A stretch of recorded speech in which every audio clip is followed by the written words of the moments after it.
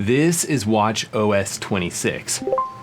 No, not watchOS 12. Apple is actually going from watchOS 11 all the way up to 26. They're unifying their phone operating system, iOS, their computer operating system, macOS, iPadOS, and even VisionOS, which is the operating system for their crazy VR headset. And it's all going to correlate with the upcoming calendar year. So think of it similar to how you can buy a new car with the upcoming calendar year for the model. All of these operating systems are going to be associated with the next upcoming calendar year going forward. And in my mind, I actually think that this seems a lot more logical. Each of these are highly likely to be finalized in the fall or in late 2025. So it doesn't really make sense for them to be called the 2025 operating system if we're almost done with that year. But Thursday, Apple moved watchOS 26 into a public beta. And I wanted to take a few minutes just to go over everything that's new. I mean, I guess I shouldn't say everything that's new. We'll go over the new design, Workout Buddy, workout media, some of the changes that are coming to the Workout app, Smart Stack hints, some updates to the messaging app, the new Notes app, which I'm excited about, new watch faces, and a few other features. One new feature that we'll talk about for sure, and I actually think a feature that a lot of people are going to be excited about, is this new flick to dismiss notifications gesture. And I'll make chapters for all of this below, so if there's something in particular that you want to check out, you can just click below and see that in action. Or feel free to sit back, grab a cup of coffee, and learn about all of this stuff.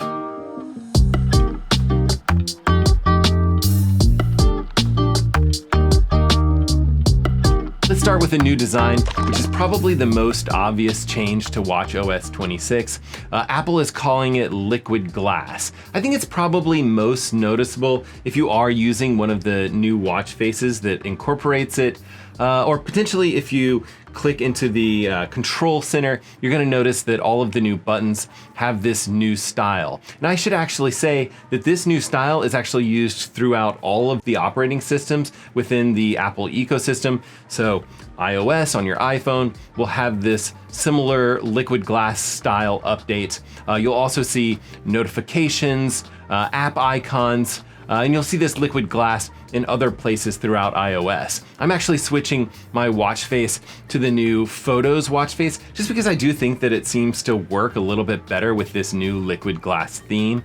You'll probably see my youngest kid's photos throughout this video as he slowly transitions from shorter hair to super long haired wild kid. But I like how this time is kind of subtly placed partially behind the subject matter within these photos. But moving on, I do think that a lot of you guys might be interested in this new Workout Buddy feature that is new to watchOS 26. So now watchOS 26 is actually analyzing your workouts in near real time, and it will offer little pep talks during the exercise. So when you start, you get a little bit of a message. Way to get your Saturday run started. With over 6 miles logged this week, you're crushing it. Your 7-day training load is well above your 28-day baseline. Time to keep the momentum going. You'll see messages during key moments and milestones during a workout, and you'll have a nice little summary afterwards. So here's what that sounds like. Solid effort into your outdoor run. You did 1.4 miles in 24 minutes, 7 seconds, and you averaged 17 minutes, 1 second per mile. Now, currently you have 3 voices you can choose from, and these are AI-generated voices. Way to get your workout started. Way to get your workout started. Way to get your workout started. But if they do sound familiar, it's because the female voice is designed to mimic Sam Sanchez, and the male-sounding voice is designed to mimic Jamie Ray Hartshorn, both of which are Apple Fitness Plus trainers.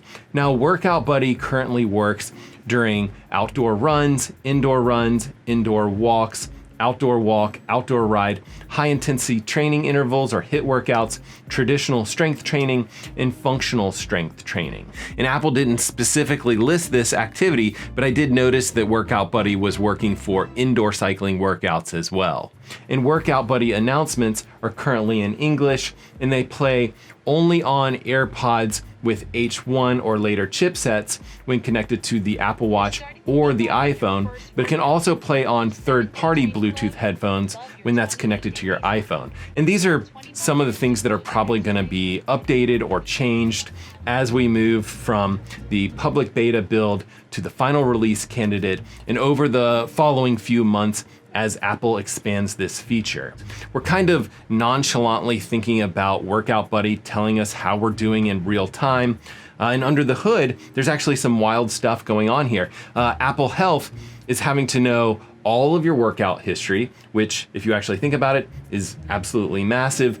Keep in mind that your Apple Watch is actually taking readings of your health and your heart rate and your pace that you're running. All of that stuff is happening just about like once every second that you're doing a workout, and it's analyzing all of this stuff and what you're doing in real time as you're exercising. And it's actually telling you about interesting key moments and milestones in real time as well. So I will just say that, if you've played around with other AI systems, you know that this is incredibly difficult stuff to pull off. Most AI systems really struggle with large contexts, and no one is really doing anything like this in real time as far as I can tell. There are definitely a lot of new companies on the market that can wait for you to finish a run, and you can take that data or small summaries of that information, pass it into some sort of LLM, and it might be able to give you some general commentary or insights on your run. But I don't think that that's what Apple is doing here. That's definitely not real time. And, a system like that is definitely not aware of your entire workout history for context.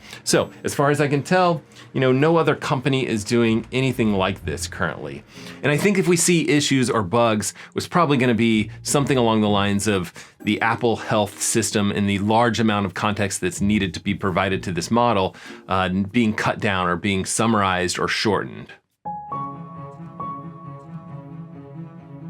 And yes, maybe this insight is not for you. Maybe you don't want to have someone talking in your ear while you're doing your workout. I get that.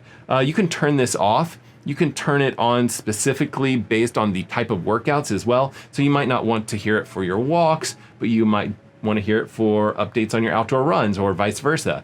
You can do all of that in here within settings. And just as an aside, there are a number of AI features that are built into this new WatchOS 26.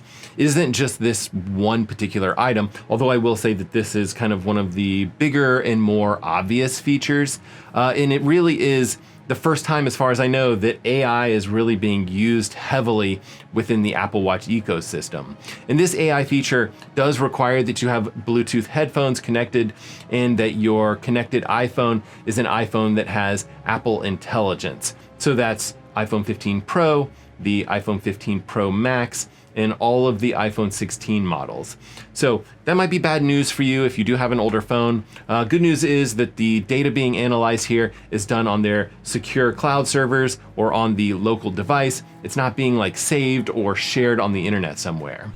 Now, while we're talking about the workout app, there are also a few minor updates in here, one of which is very obvious. You can see that the UI of this app looks completely different. In each corner here, you can actually navigate to edit your workout view metrics. You can change the type of workout, so you can change it to something like goals, like a 7-mile run, or you can actually have a custom workout in here. The pacer option or race routes, which is kind of like racing previous efforts on a specific route that you've done in the past. Before you'd click onto these 3 dots and you'd end up getting this list that you could actually filter. It seemed really confusing to me personally, but you can also set alerts based on your pace, your heart rate, your cadence, your power, time splits, or your track laps. And then there's this workout media button here on the bottom left.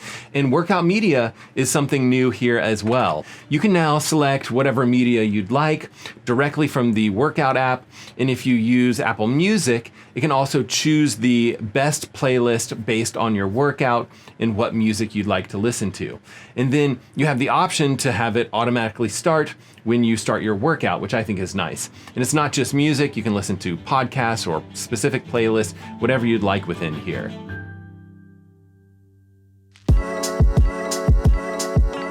Now, in addition to the fancy looking new liquid glass smart stack here, the smart stack will now hint at functionality. And this is another spot that the AI algorithm is being used to look at your situation and highlight a smart stack item that it thinks would be highly correlated to what's going on in your environment. So, for example, if you open your camera app on your iPhone, you'll see a smart stack show the remote camera options. Or if you are consistently driving down to the trails to go for a run at the same time of day, your smart stack might show the workout app hint.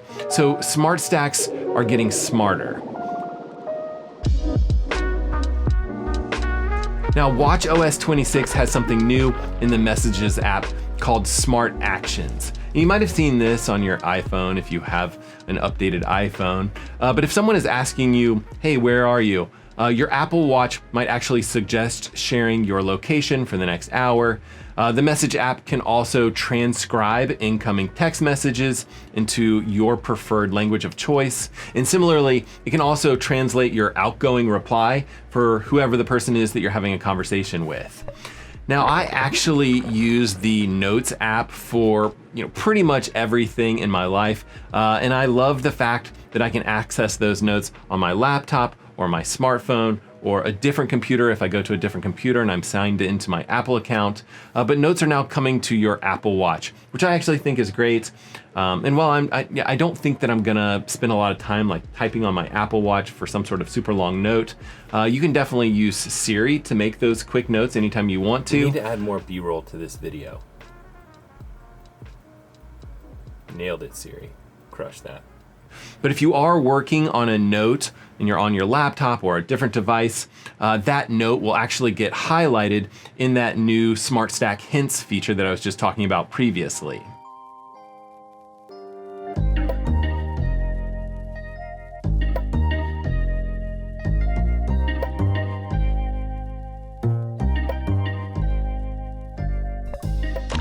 One minor little thing that I think is helpful, watch faces are now organized by groups. So when you are scrolling through new different watch faces, you'll just notice the organization is a little bit cleaner.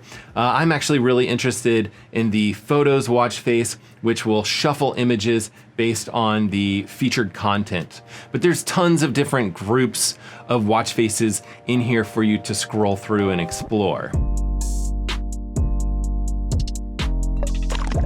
Finally, there's a very cool new gesture that I actually think is going to be used fairly regularly.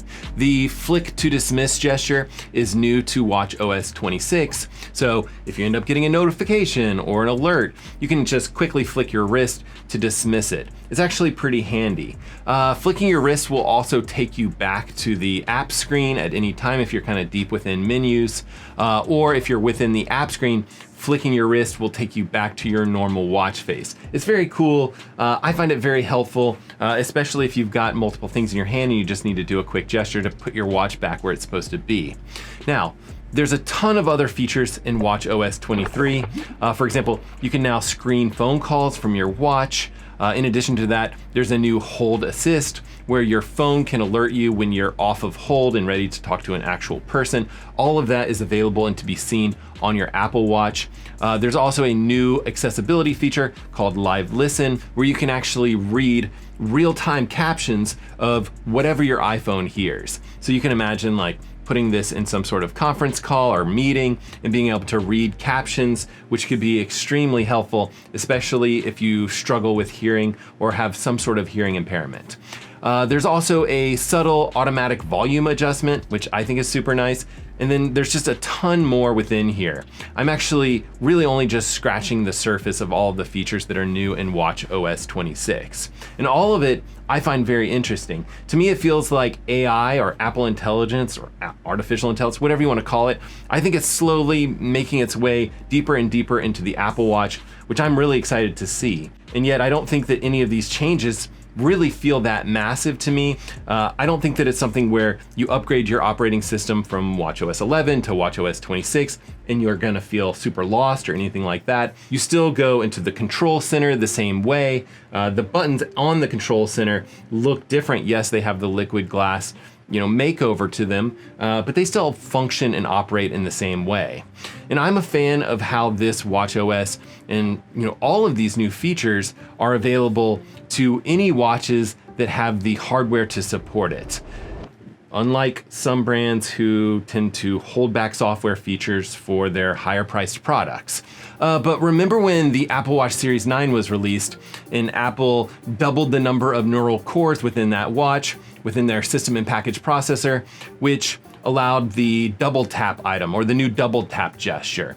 If we look at the list of supported devices for WatchOS 26, it might surprise you to see that this new software is supported on devices all the way back to the Apple Watch Series 6.